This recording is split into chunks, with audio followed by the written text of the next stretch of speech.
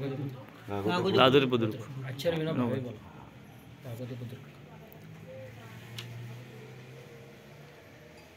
आज पेण तालुक्यातील गागोदे बुद्रुक आचार्य विनोबा भावे या ठिकाणी आपल्या समोर नाव काय दादा आपलं? संदीप रेणुका परशुराम पाटील. आपण आपली जी मागणी आहे ती कशा पद्धतीची आहे?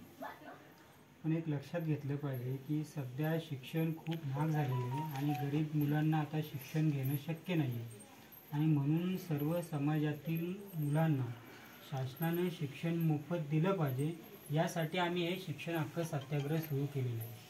आपल्या सर्वांना कल्पना आहे की सर्व समाजातील लोक आता आर्थिकदृष्ट्या मागास होत चाललेले आहेत. महागाईमुळे आज सर्वसामान्य माणसाला जगणं मुश्किल झाले. आज कंत्राटी कामगाराला सुद्धा 10 ते 12 हजार पगारावर काम करावं लागतं.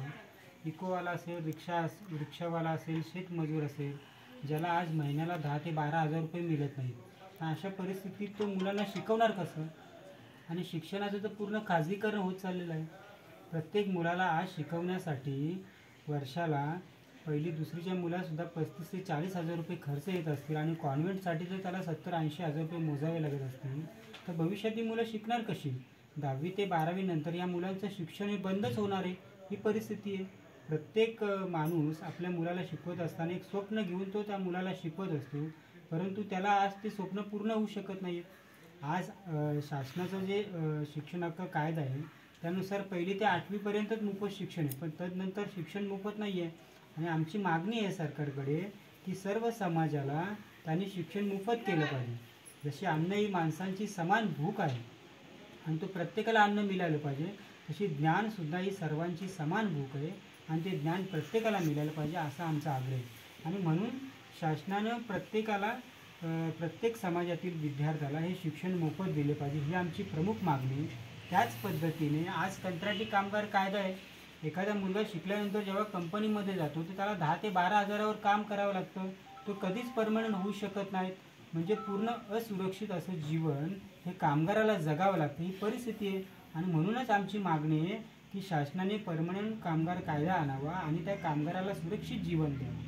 दुसरं अधिक महत्त्वाचं म्हणजे रोजगार हमी कायद्याची अंमलबजावणी होत नाही.